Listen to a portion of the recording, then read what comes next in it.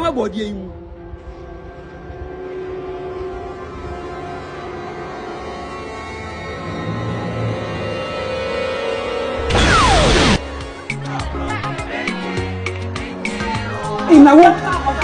Now wait. I say, you now swear. Wait. And then yet, me the devil. Hey, no. How about you? As I'm 12 from home. Then you shall flee.